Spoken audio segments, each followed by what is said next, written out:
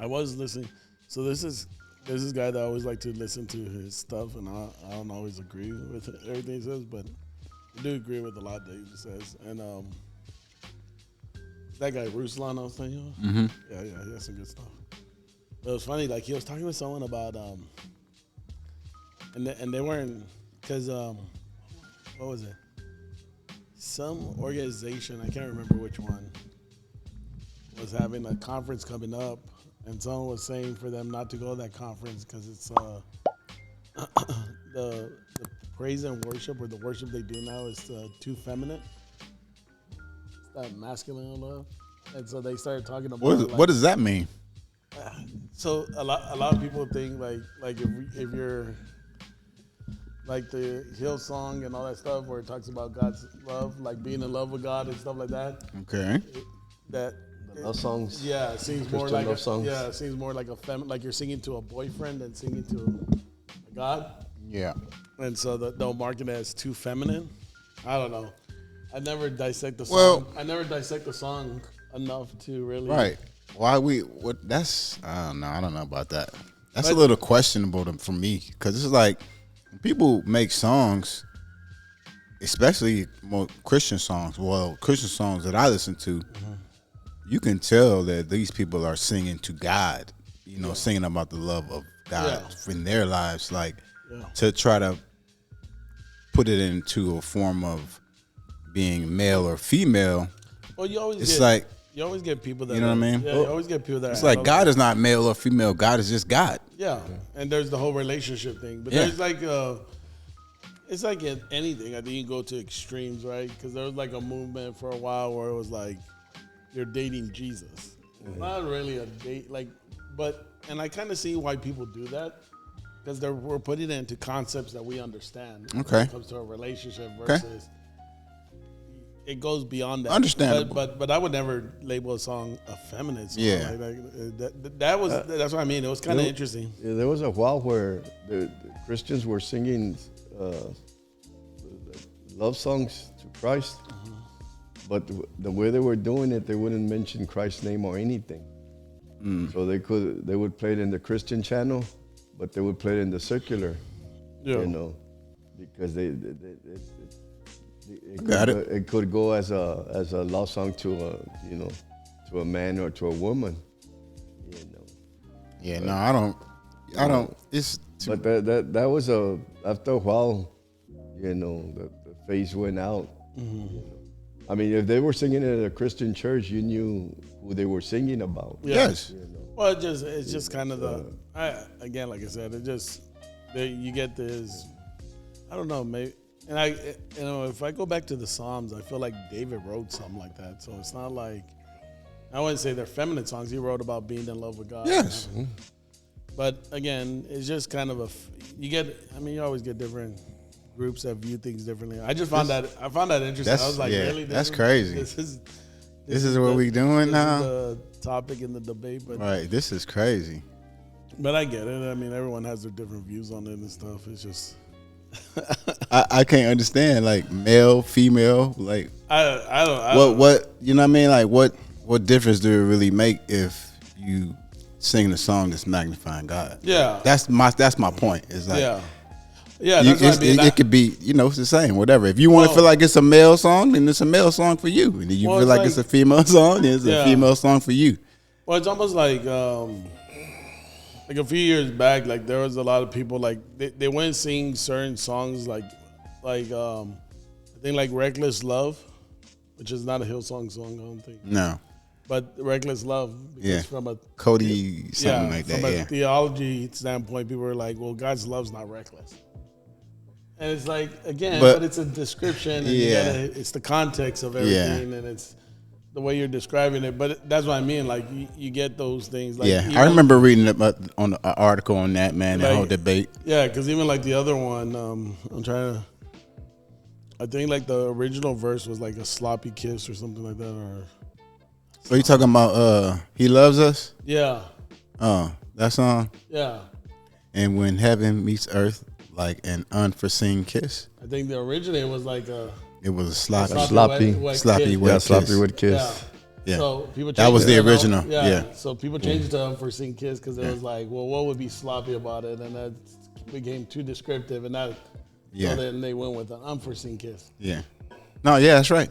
Same, exactly right. Same thing. Same thing. Yeah. In similar ways, same thing. But Yeah. like that's where, I guess, because you went with sloppy and wet, it became too humanized. I guess I don't know.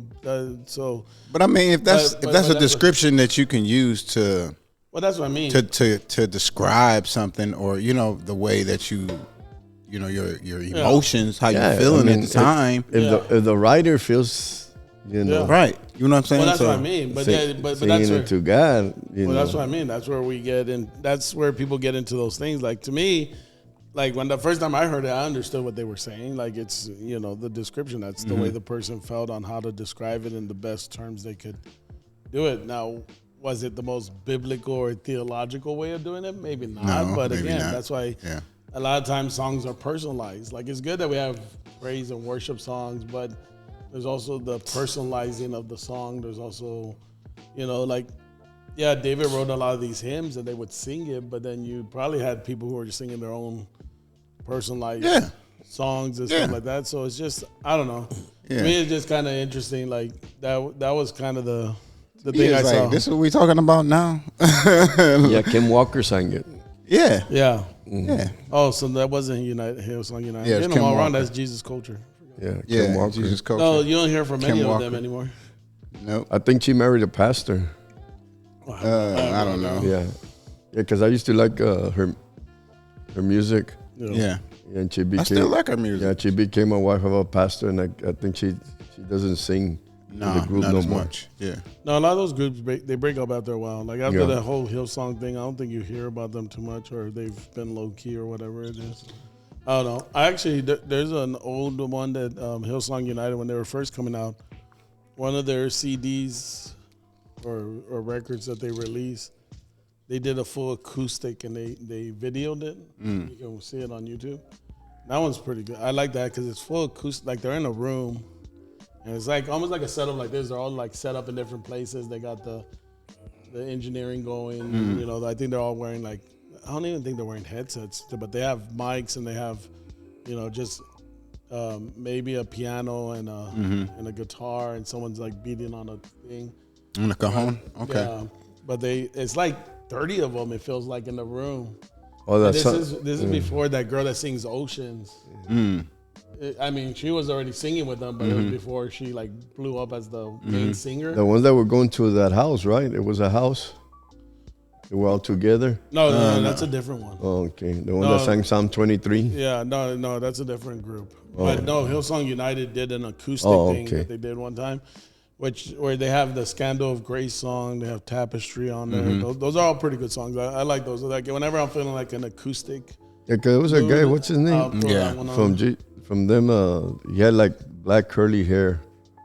But yeah, I'll go back and listen to that acoustic one every once in a while. Well, to Especially me- like if I'm at work or something. I just want something chill while I'm catching up on emails. To me, anything that makes you worship God, doesn't matter what kind of music it is, Yeah. as long as you know that you're listening to the words and they minister to you. 50 Cent moves me to worship God. 50 cents, yeah. He might sing a Christian song, I don't know. I don't know. No, Highly doubt it. Yeah. Well, no, you never know. I don't know. That's DMX. Like saying a prayer at the end Oh my of it. God. That dude was something 'Cause else, man. I'm an oldies guy. I like listening to oldies, the Christian oldies, Yeah. A lot of them were secular songs. They just changed the words. Oh yeah. What's wrong with that? They changed the wrong with words that? and put What it, is wrong with sing it that? to Christ. A lot of people done that. Aretha Franklin. Who else? Even though she came out with her own music too. She had that was one of her biggest albums. Al Green, right? It wasn't Al Elvis Green. Presley. Yeah, Elvis Presley. Yeah, Dolly Parton. Dolly all Parton. them. Yeah. They all. Kanye West. Now he's going on his non-Christian rants, but Oh yeah. Yeah, he's a little. I haven't seen recently. Yeah. But I saw something about like he went on No, I did watch that one. He went on a thing, but I didn't see it all. Yeah, went on some kind of rant about Christianity and stuff like that. But again, I think it's more around his hurt and stuff than really Christianity, but they tie it in. Like, I don't know. Wasn't he pastoring?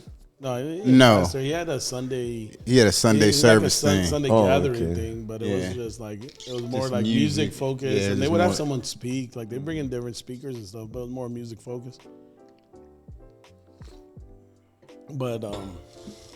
But yeah, I don't know. It's always good just to, I don't know. Like I said, everyone has their own different styles and stuff like that.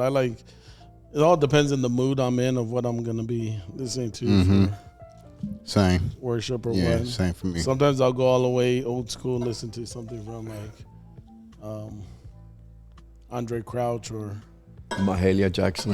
Keith Green. Keith Green. Yeah. Welcome to the No Name Podcast, episode 87. Hopefully you guys have been with us through the Acts journey. We're on Acts 17. But make sure you hit that like and subscribe button. Maybe in the comments you can put your favorite worship song or group that you listen to. Yeah, definitely. Maybe it'll just help people pass along. You'd be surprised the discoveries you find on there. Because I think the one that you were talking about was People in Song. Have you heard of them? Oh yeah, They got some good they got some good songs. Yeah. But that one was interesting too. It was like a factory of like they were almost trying to be. It was almost like a Hillsong conversion. Like they were filtering in a lot of because they had several singers that ended up going solo On their own. Yeah. Yeah. But People in Song is good too. I don't know if they're still doing it. I haven't really paid attention to that. I mean, that's a lot of good people in song. You ever heard of House Fires? House Fires, they're a good group. Wow, long time ago, what was it? Was it IHOP or something like that? International House of Praise or something like that? Yeah. I think it was a church too, but I think they had that. But make sure you hit the like and subscribe button again as we got on topic we're recording. And share the videos. We're trying to get to 1,000 subscribers, so share it. Definitely want to keep passing it along. I think we're gonna put a video up to show you how to kind of I've been meaning to do that. I just been so share busy. with others. So yeah.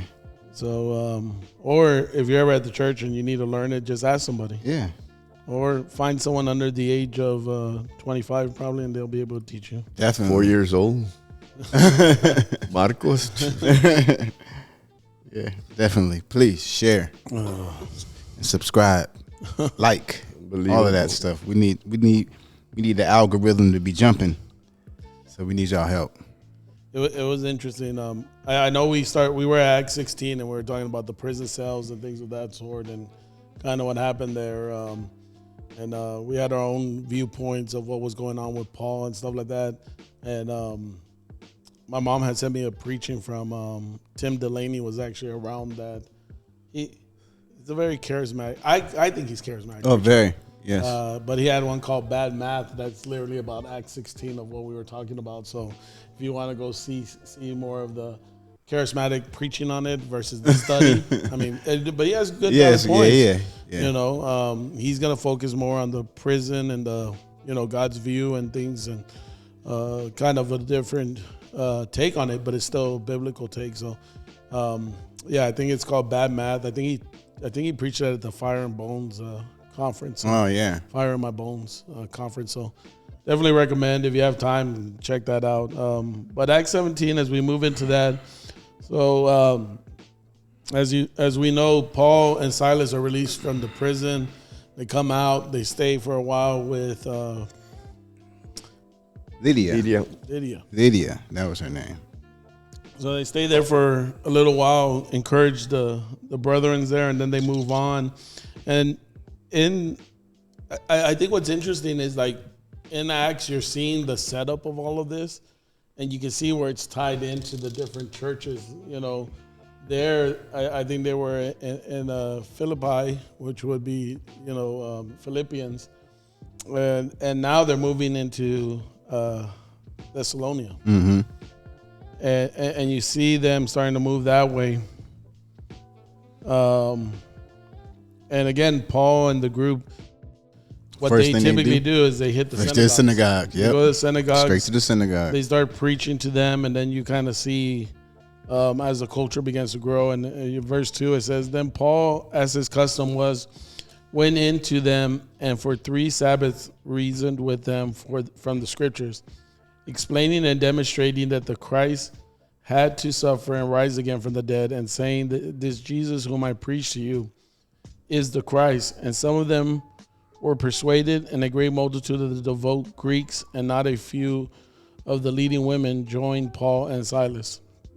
And so you see, like, this is Paul's typical thing. Like, and again, I think this is what is interesting. He went and persuaded with them in the scriptures. Like, he went to the synagogue and he began to tie in what Jesus was about. And I think that's one of the things, like, we sometimes miss in this stuff. Like, I think when you see Jesus throughout his after his resurrection, and he's showing that he's the Messiah, like, he appears to 2 disciples who are walking, and when he talks to them, he shows them the connection from the beginning to now. And I think that's one of the things sometimes we miss when we're, I don't know, whether it's witnessing or whatever it is, or you're encouraging, or a lot of times we want to get into debates with them on how they're wrong instead of showing them how God fulfills the promises or what God does. And I think that's sometimes a different way of handling and working with people, because it's easy to jump into you're wrong for this, and that, instead of showing them the characteristics of Christ and what God can do and how he heals and how he forgives. And I feel like that's what Paul was doing here. Like, he's tying in, he's saying, look, you guys know these scriptures. Look, Jesus fit this, right? And some began to believe because he's just using the word of God to kind of deliver that. Yeah. And then look what happened after that, though. Some of the Jews, they became jealous. Yeah. In 5 it says, but the Jews becoming jealous and taking along some wicked men from the marketplace, formed a mob and set the city up in an uproar, and attacking the house of Jason, they were seeking to bring them out to the people. So these people, again, it just shows how people are, man. And like, it's like, you don't agree with what we believe and everything, then we gonna do something about it. Yeah. Well, so it's a very I think sometimes what we have to do is take into context of what's going on here, and put ourselves in that time. Like, what Jesus was saying was very radical. Like, we talk about it now, like, and I was thinking about this, and I think I'll maybe touch a little bit more, maybe with now, but I feel it ties in later on when he starts talking in Athens. Like, this was a new message. This truly was a new message. Like, this was a radical message. Like, we call it a radical message now, and like in the 90s and 20s, there was the movement of the radical message, the radical love, and things of that sort. But if you really go back and look at it, like, even before we became a country, even before pilgrims came over here, like, the word of God had been preached a lot of places. Like, you really had to be under a rock to not hear the word of God. Now, you may not have always understood it or been a churchgoer or stuff like that, but most people have heard of God and they've heard of Jesus in our country. Like, there's very few people you're going to run into who are like, oh, I don't know who Jesus is. Yeah. Like, we were a country founded on those principles. Whether every single person was that Christian, there's always that debate, but we were founded on it. And I think when I say this is because here, this is a radical message. Like, what Jesus was bringing was a radical message. And what you see in the early church is some people are going to fight against it because it's too radical. Like, they're there and they're trying to truly believe. They're trying to convince them that the Messiah has come. And the way that they've been thinking, because remember, we've talked about this, where Jesus' whole gospel was like, you guys know the law, but you don't know it. You don't know the heart of it. Because if you know the heart of it, you would know who I am. And I think that's such a radical message to them, that you see the Jews start coming up and they take the same playbook that happened in Jerusalem. Like, in Jerusalem, that's what this was all about. When they tried to get the Romans, and they did get the Romans, but the whole thing that they were making the Romans try to crucify Christ was that he was comparing himself to be a king, which would have been an opposition to Caesar. Yeah. And you see that same thing here. They say in And verse that's what they're 7, saying, yeah. Jason has harbored them, and these are all acting contrary to the decrees of Caesar, saying there is another king, Jesus. And Well, hold on. I'm gonna go back though. Let's go back to 6. Yeah. So 6 says, when they did find them, they began dragging Jason and some of the brethren before the city authorities, shouting, "These men who have upset the world."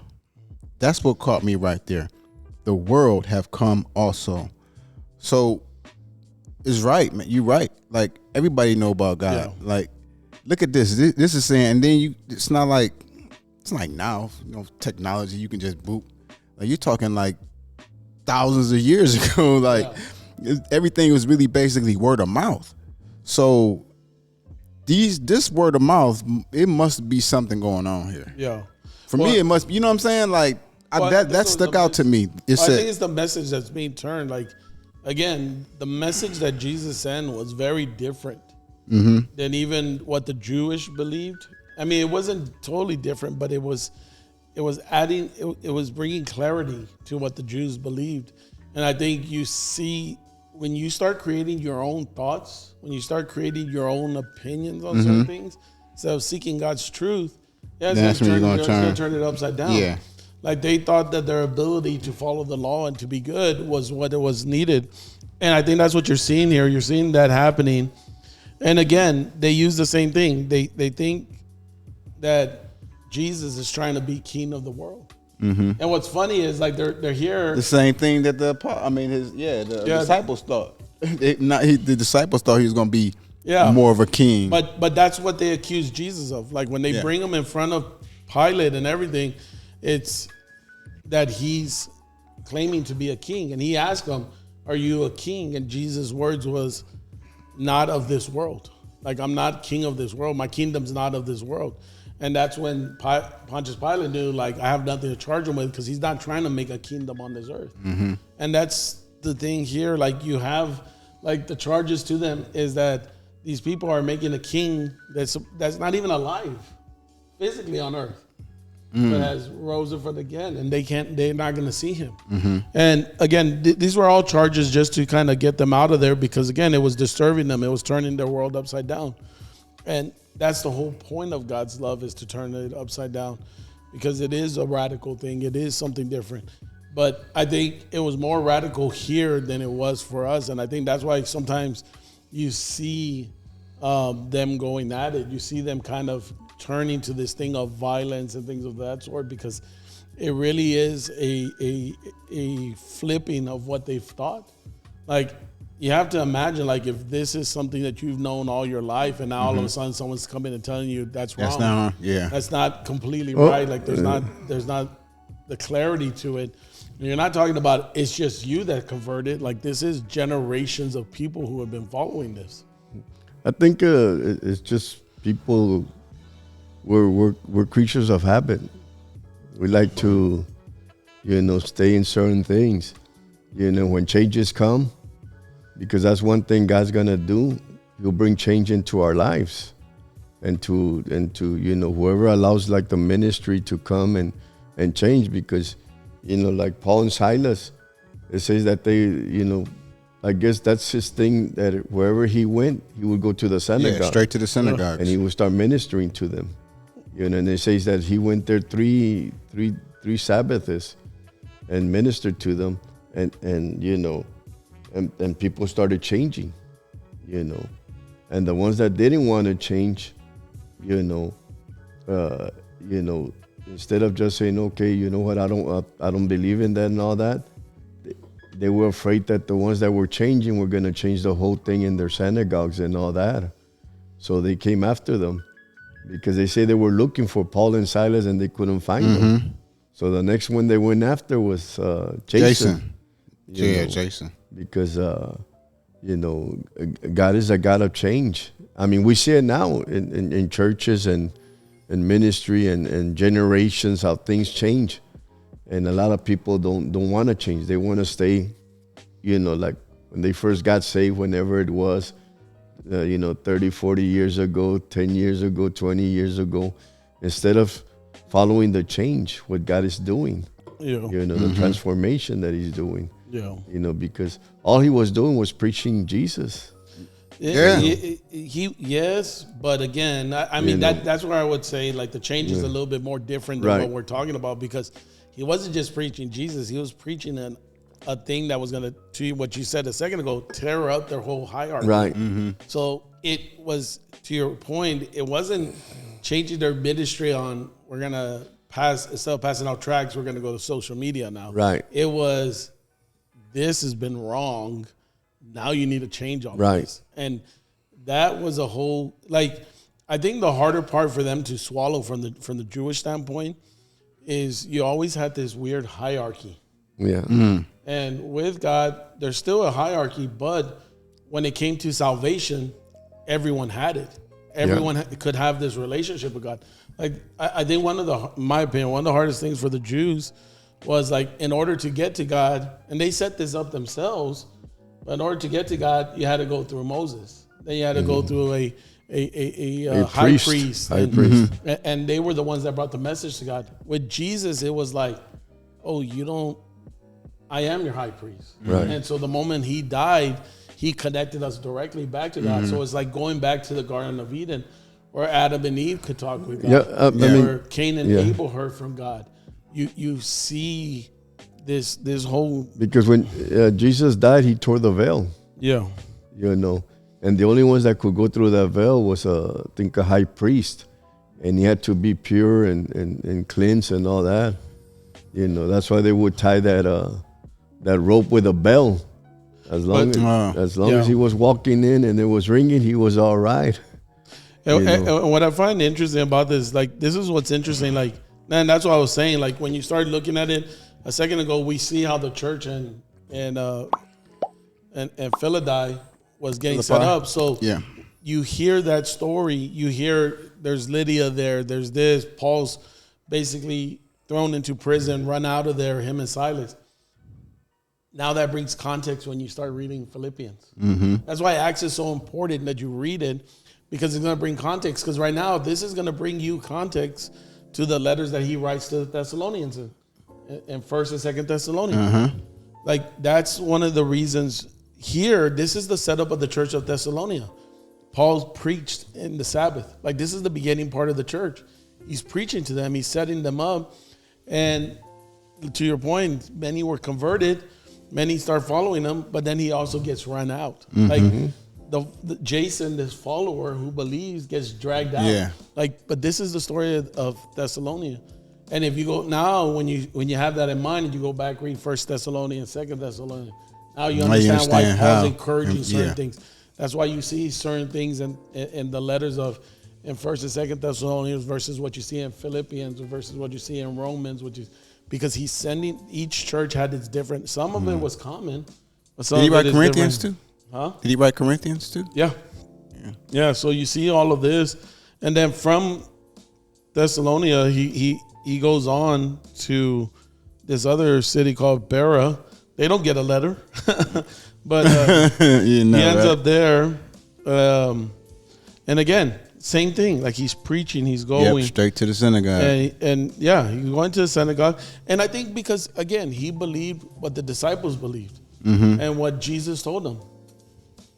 Go to the Jews, then go to the Gentiles. And you see it, like last time we were talking about why didn't he go to Asia and stuff like that in chapter 16. And, I think Tim Delaney made a good point. Like, if you go back to what we call the Great Commission, it was like, go to all of Jerusalem and Samaria he lists a couple areas, then the ends of the earth. So they were hitting up the areas that they were supposed to be hitting up first before they went to that. So these people they seemed a little more receptive than the other people too. You know what I mean? So but then all of a sudden, so they're there in Berea, they're preaching the good news, they're bringing this testimony, and again, you have to this was changing the whole Jewish synagogue culture. And it's flipping it upside down. So what happens? The Thessalonian Jews here this is 13, going on. yeah. And so they show up there Yeah. and they start stirring trouble. And again, Paul's running, like Paul's being chased out. And you see that in verse 13. But when the Jews from Thessalonica learned that the word of God was preached by Paul at Berea, they came there also and stirred up the crowds. Then immediately the brethren sent Paul away to go to the sea, but both Silas and Timothy remained there. So those who conducted Paul brought him to Athens, and receiving a command for Silas and Timothy to come to him with all speed, they departed. Now, I don't know how far this is, but he leaves Silas and Timothy there to keep ministering. I think sometimes we forget context here, and I'm probably using that word a lot, and I'm saying that because why chase out Paul? Because remember, Paul is a Pharisee of Pharisees. Like, he's known. Like, the story of him holding there when Stephen is stoned, these things, those made it to all the synagogues. Like, this is the man that was fighting against Christianity. Now he's showing up to the same synagogue to heard these stories, and he's saying, I'm wrong. Christ was right. Jesus is true. And so that's why you run out a Paul, but you keep a Timothy and a Silas. And that's why I think he had them there, because he knew, hey, if I have to leave, these guys are well found. Yeah. These guys are found. They can take found over. in what they need to. They can help the brethren grow here. And I think sometimes because of what Paul did before he came to Christ, you know, he was after the Christians, after the ones that were serving God and all that, Well, that's why killing them. The Jews right? They like So, the synagogues would have seen him as someone great, right? and now he's teaching the opposite of what they heard of. You know, but the Christians too, the ones that But they weren't running him out. right. It was. But I'm saying that the people would hear that this guy was a murderer. Yeah. You know, that's what he was known for. You know, for killing the Christians. And now all of a sudden he's serving God, you know, talking about God's forgiveness, you know, and grace and all that. And you know, and they can't accept it. Yeah. You know, if you notice, they never forced anything. They just went and talked about what God was giving That's all them. they did. And you know, you see that in Christianity too, you know, where sometimes we force. That's, you know, one thing I've learned when I do funerals, it ain't about a church, it ain't about a religion or doctrine, you know. Right then it's a time to share the love of God, you know, because you get a mixture of people, you know. Some are not saved, some of them are from a different religion, you know. And some already come with a defense mechanism in there, you know. So in order for them to receive the word, you have to come with the love of God. You see, because Paul was coming with the love of God. Yeah, he definitely was. But the ones that didn't like him, you know, would stir it up that he was trying to, you know, bring another king, you know. And that's why they would always go after him, you know. Because he left Silas and Timothy in, what was it, in Berea? Yeah. You know, to keep on ministering to the people. Well, yeah, because they had grown they had a certain group that followed them, so they were there to. Here's the thing, like, again, Paul was going out to the synagogues and going out to the areas and preaching. I don't think Silas and Timothy were going out and doing that. Their job was to get the new converts and work with them. That's why I think he left them behind, because he already had done what he needed to do. They were carrying Paul's Bible. Because I don't know about that, but we don't believe in that either. Yeah, I know. They didn't have Bibles back then. You mean scrolls. But again, I think the thing is, again, why would that make the Jews so mad? And the thing, or why, and especially in the synagogue, and I think exactly because again, it ties into what gets us upset when it's coming to us. You see, we look at it and we say, well, you know, he was coming in love, but you got to remember why were the Jews in the synagogue so fearful? Because Jesus' whole message was the first shall be last and the last shall be first. Like, he has an upside down ministry. Like, ministry is not about. It's not always about there's a hierarchy in certain areas, but it wasn't about if you're this good, you're over something and this and that, and that's was different to the Jews, and that was contrary to them because you couldn't earn it. And so that became something different. Like when you can earn something on your own, that makes it more valuable to you. That makes it more this and that. But when someone's earned it for you and gave it to you, that puts everyone on equal fields. And you said it yourself. Yeah, he was a Pharisee of a Pharisees. See, the 12 disciples were not really respected as Paul. Paul was a respected man among the Jews and all that.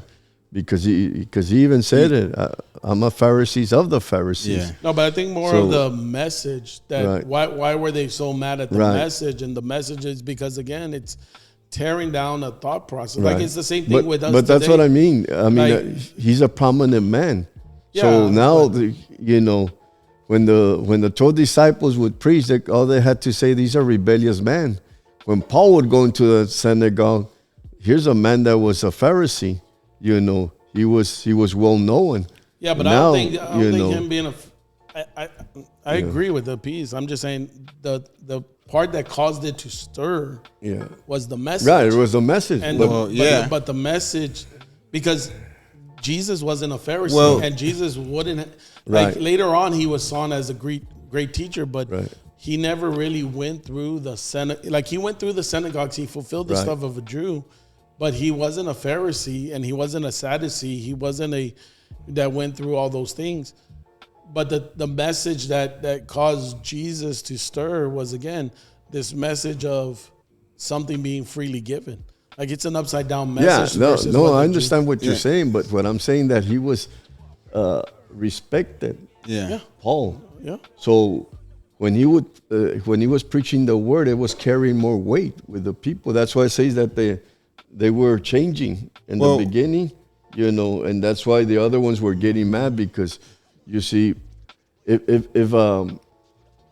Peter and them would go in and start preaching, they weren't really going to respect them because they were fisher of men. I mean, they were fishermen, But Paul was,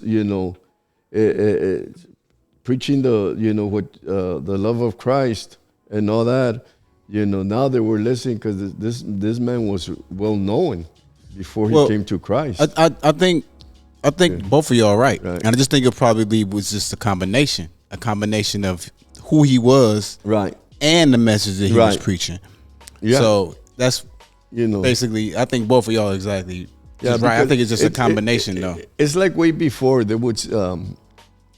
I remember they would say, "Oh, a drug addict understands a drug addict," which is truth. A gang member understands a gang, which is true. But necessarily, the message of Christ didn't have to come through them.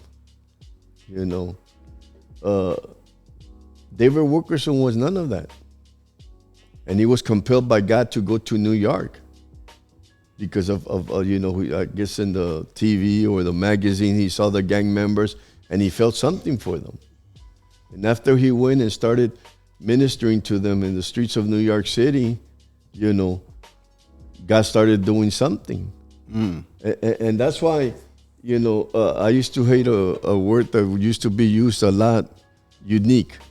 Oh, we're unique in this. We're unique. No, we're not unique. Anybody that preaches God's love can minister to anybody, because it is the message that's going to transform the person, the love of God, and that's what Paul was bringing, a message that they, was changing people. But like anything, there's always going to be people that are going to go against it. Of course. There's always a pressure to get for change. It's like that. People will always go. Of course. And sometimes you get more attack, not from, like sinners that don't know, but people on the inside. People inside. Yeah, of course. Because, But again, I see what you're saying, but to me, again, that goes into more church and ministry things. I think when you're looking at Paul's message, he's not talking church and ministry. He's talking about pure salvation. Right. And so to me, that's what I'm saying, the love of God. To me, the battle that you still see today that you saw with the Jews is your own personal battle when you're coming to salvation. You see, Paul persuaded with truth. And that's one of the things with truth, because again, the whole issue that we battle with the truth of Christ is a surrenderance. Right. Because again, the Jews were now having, instead of them being able to earn their salvation, it was given to them.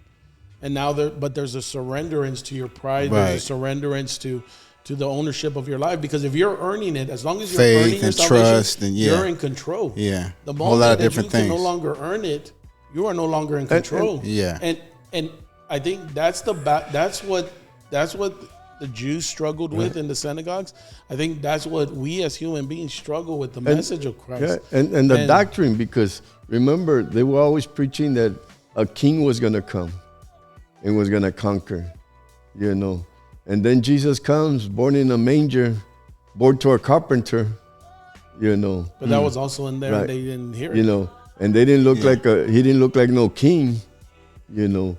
But that was also in their prophecies. Right. They missed it. Right, and they missed it because all they wanted to hear that a king was going to come to save them, because they had been in slavery.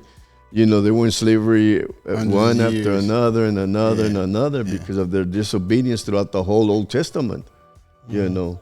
And now, you know, they're expecting a warrior, you know, somebody to come and save them, you know. And Jesus, you know, Jesus did not fit that description. No, not at all. You know.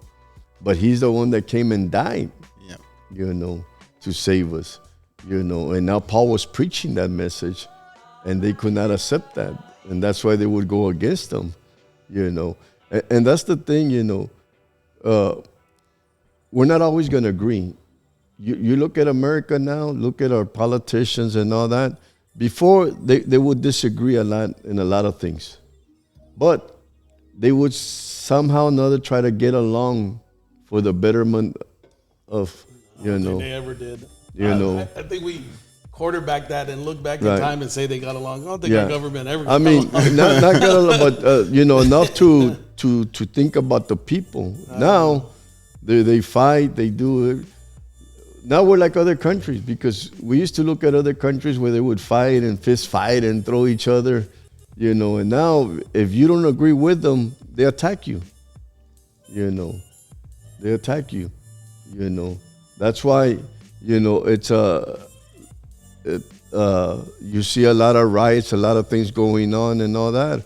And that's what was happening here too, you know. They didn't agree with what Paul was saying, so they had to try to stop it one way or another, you know. And you know, one thing I admire about Paul kept on ministering. Oh yeah, no. Even after he was run out from everywhere. Yep. He kept going. And he kept on ministering and you know, talking about the love of God and the salvation of God. Yeah, so Paul heads to Athens. As he's there in Athens, again, he goes into the synagogue and he begins to preach. Now, again, a lot of people get focused on a couple of things, but I think, to me, one of the things is you got to know history as well. Like Athens is where before Rome and the Greeks were in power, this is where all their philosophers went. This is where all their deep thinkers were. Mm-hmm. And it was still somewhat to that extent. So you're talking about a higher class, educated in different ways.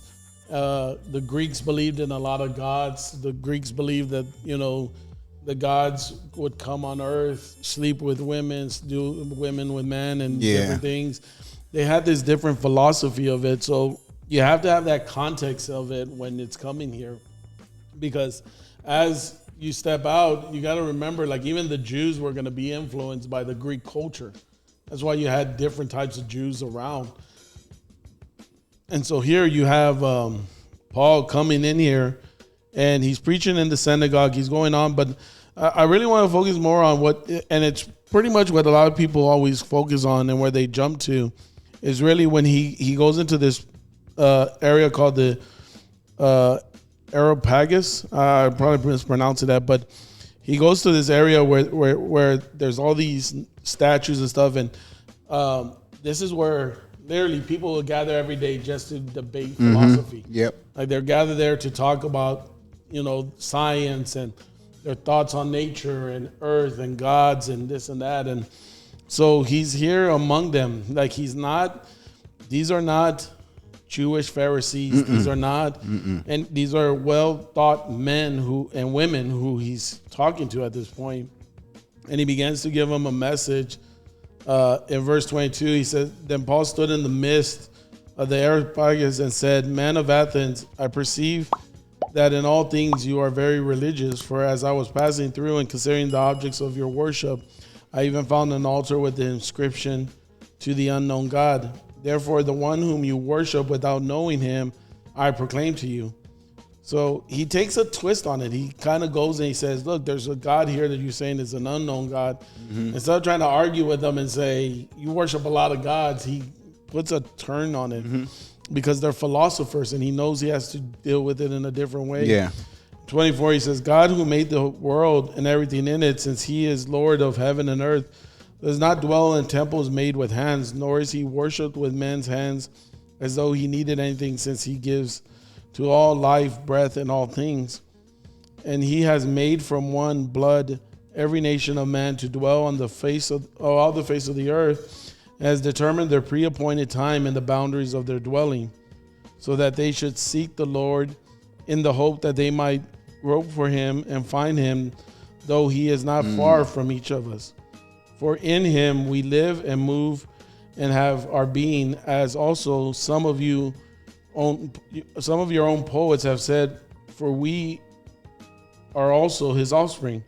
Therefore, since we are the offspring of God, who ought not to think that the divine nature is like gold or silver or stone, something shaped by art and man's devising. Truly these times of ignorance God overlooked, but now commands all men everywhere to repent, because he has appointed a day on which he will judge the world in righteousness by the man whom he has ordained. He has given assurance of this to all by raising him from the dead. And so he goes into it, and he's actually using their philosophy, their thoughts to deliver the message to them. So I thought that was pretty dope how he did that. That's why I thought it was worth reading all that piece, because you see the two aspects. When he goes to the Jewish synagogues, and even the he was creative in his approach. He's going there with the scriptures. Yeah. So he's basically walking them through the scriptures, showing them how Jesus has fulfilled all the scriptures of the Messiah. Yeah. But when he goes to the Greeks, he doesn't pull out the Torah and start going through that, because they would have been like, okay, so what? Right, yeah. So what? Your people wrote that, so it's easy for you to. But what he's trying to drive to them, which, again, if you ever read the book C.S. Lewis, Mere Christianity and stuff, and you see it, what he's driving to is like, even if you don't have the Torah and you don't have that in front of you, if we all came from one creator, there's a foundational moral inside of all of us that's input into it. If we're truly all the offspring of God, then there's something in all of us, ingrained in us. The Jews wrote it in the Torah by what they saw and what they passed, but that history is the same for us, whether you were tied to the Jewish or not. And I think you see Paul expressing that to them. He's saying, look, your own people saying, your own poets say that we're offsprings of God, and yet you're trying to create gods into these images and stuff. Yeah. And he's like, and something that great can be contained in something like that. And so he's telling them, and then he says, the only way in which he turns it on them, and this is what's going to upset them, some of them, what he turns on them, he says, it can't be contained in gold, silver, or anything like that, but it was contained in the form of a man. And he proved this by allowing him to die and raising him again. Yeah. Like, that's like, if we ever wanted the image of God, it was Jesus on earth. Yeah. And that's one of the things, like, it's funny because you see Adam and Eve had this relationship with God where I truly believe they walked with him and saw him and everything. You see through sin, they fall away from that. And the thing from there was man always wanted to hear and see from God. Yep. And though they keep asking to see him and be around him, they missed it when Jesus came. Like, remember, the Jews created the calf when they came out of Egypt because they wanted to see an idol. They wanted to see something. They wanted a visible God like others did. And you see the same thing here. They wanted a visible God.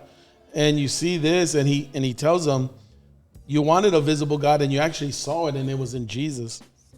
32 says, and when they heard of the resurrection of the dead, some mocked while others said, we will hear you again on this matter. So Paul departed from them. However, some men joined him and believed, among them Dionysius the Areopagite, a woman named Damaris, and others with them. And I find it interesting that Luke calls them out on this. He calls a couple of names out. I believe there's a couple of reasons. One, we have to remember, like, when this was written, this is probably more towards the end of Paul's life. You're probably a couple of generations into the church, or at least a generation into the church.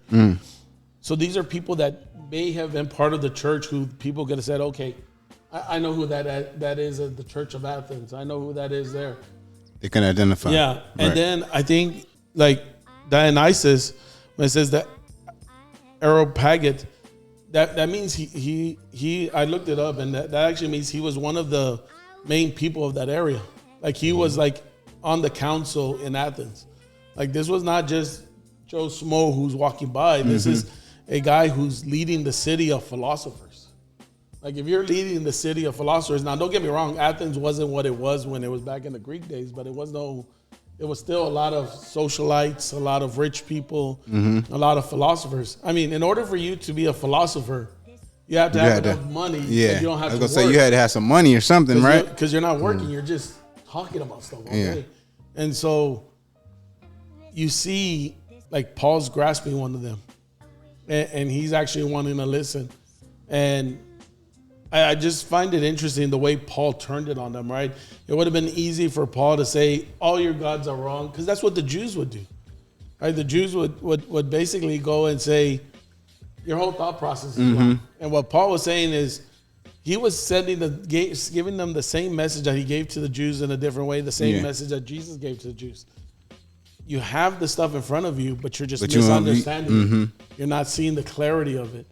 And I think it was brilliant of Paul to be able to do that. I really think it was the leading of the Holy Spirit. I mean, don't get me wrong. I think Paul was it says Paul wasn't a good speaker in one of his letters, I believe. But I think he was a good debater, because in order for him to be a Pharisee of a Pharisee, he would have had to debate other Pharisees on topics. Because that's what the Pharisees were.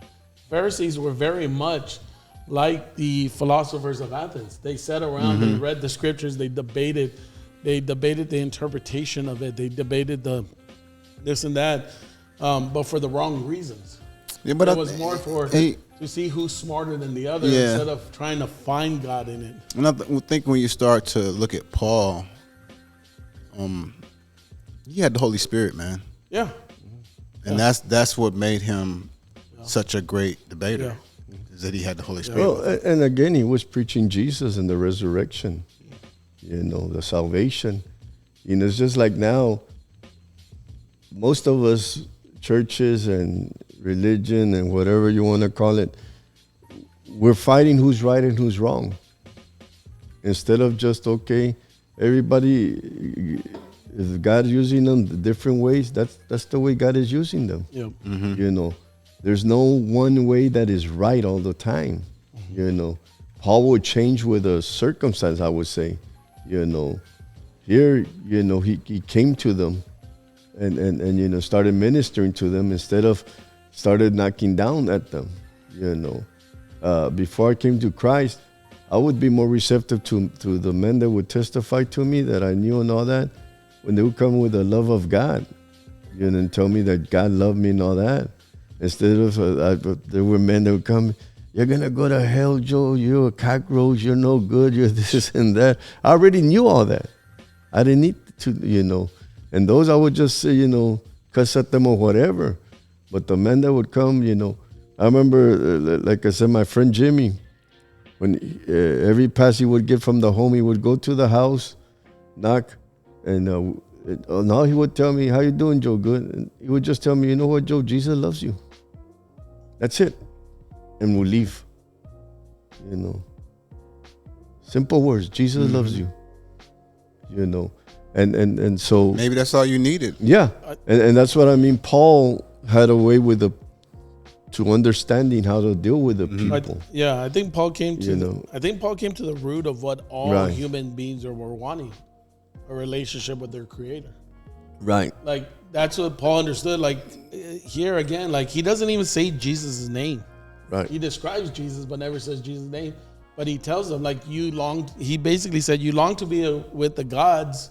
That's why you create gods. That's why you create images. But let me tell you, God has actually always been here.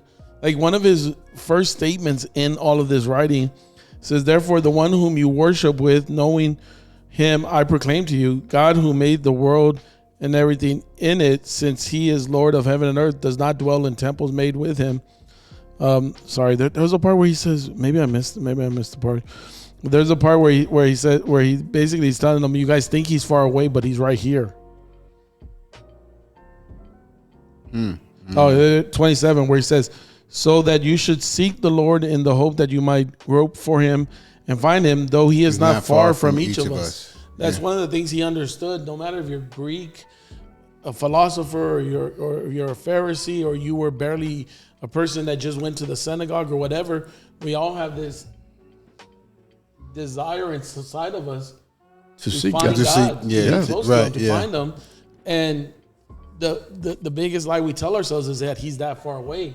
The Greeks thought their gods were that far away, so they created images of them. You know, the Jews did the same thing when they came out of Egypt. They thought their God was too far away, so they created a calf. You know, you see that consistently, and it's the same thing for us. Sometimes we think our God is too far away, so we create things in our life, or we create ourselves into a God. And I think that's what Paul came to understand, is like, we can be all different colors of races, all different philosophies, all different thoughts, but because we all came from the Creator, we all have this thing inside of us that desires to be back with the Creator. You know, it's and you can find. I always find it interesting. You always find these studies of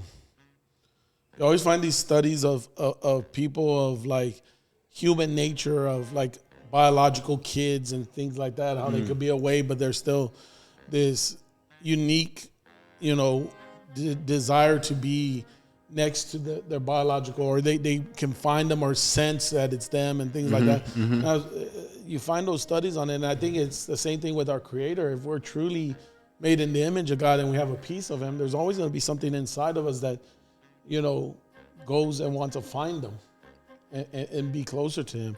And I think that's where Paul understood that, and he turned it on them, right? But again, you're going to have some who are going to fight it, some who are going to accept it, some who just outright deny it.